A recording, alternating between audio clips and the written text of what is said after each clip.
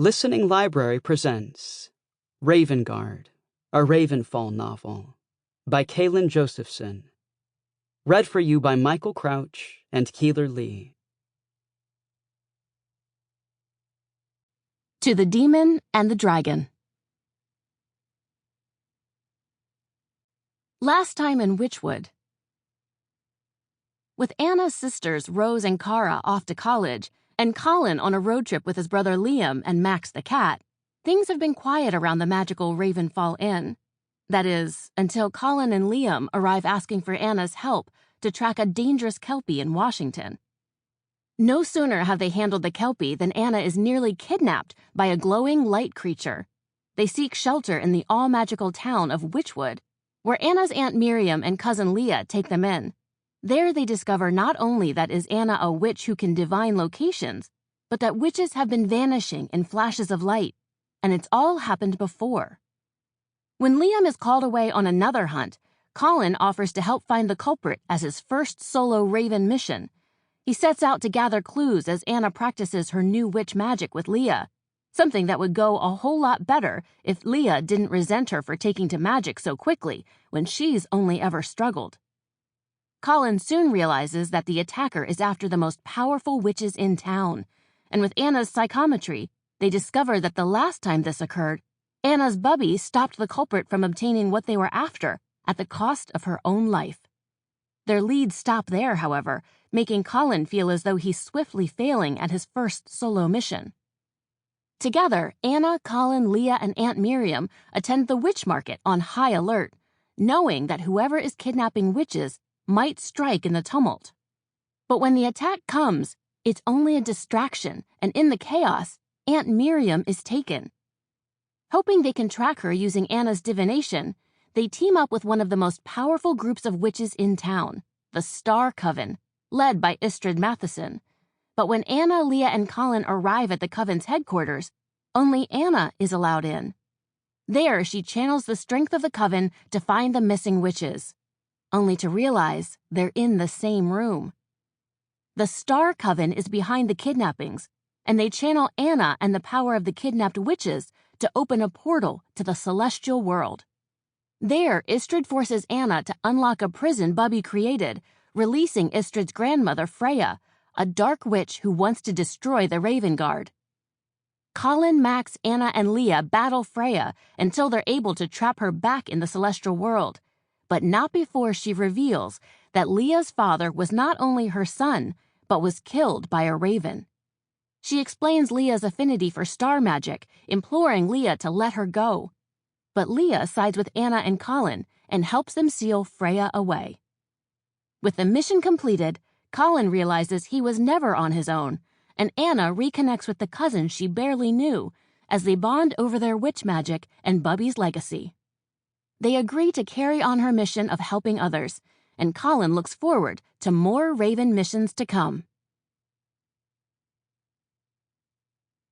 Chapter 1. Anna. Everything is still. Snow dusts the ground like a thick layer of powdered sugar, reflecting the afternoon light. It's bright enough that I have to squint over my makeshift ice wall to locate Aunt Elaine. She's pressed up against the great oak tree we call Grandpa, a snowball in one tattooed hand. The tree would have been a good hiding place, if the house wasn't on my team. On one, I tell the house and Colin, who clutches an armful of snowballs. He's bunched up against the far side of the snow embankment the house built us for defense. Nora, Henry, and Uncle Roy watch from the side deck of the inn, their sweaters and thick-knitted scarves dotted white from the snowballs that struck them out. Only Aunt Elaine remains from their team, and she still has to get me and Colin out. My breath fogs in the air as I count down. 3, 2, 1. Using its magic, the house shakes Grandpa, sending the snow in its branches tumbling down onto Aunt Elaine. She yelps, reflexively darting out from beneath the tree into the exposed yard. The moment she's visible, Colin sends a barrage of snowballs straight for her with superhuman speed. Aunt Elaine tries to dodge, but the onslaught is too much, and soon she's doing her best impression of a snowman. The house even floats down its black top hat, settling it on her head as if to say, Take that. Groaning, Aunt Elaine wipes the snow from her face and adjusts the hat. I yield.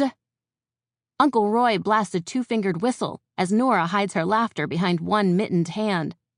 Having gotten out first, Henry disappeared into a book a while ago and barely notices the battle concluding. Woot! I leap to my feet with a shout. Turning, I high-five Colin and gasp. A shock ricochets through me at the contact, and I jerk my hand away. Colin's wide-eyed surprise reflects my own. You felt that too? He asks, his pale skin tinged pink from the cold. He wears only a long-sleeved green flannel and a pair of jeans with black boots, the benefit of being a raven with heightened physical abilities that keep him warm. I shake my hand out, my fingers tingling. It was like a static shock. Or maybe you were still in raven mode? With his enhanced strength, a high five could be as dangerous as a speeding car. But Colin's never had trouble controlling his raven powers.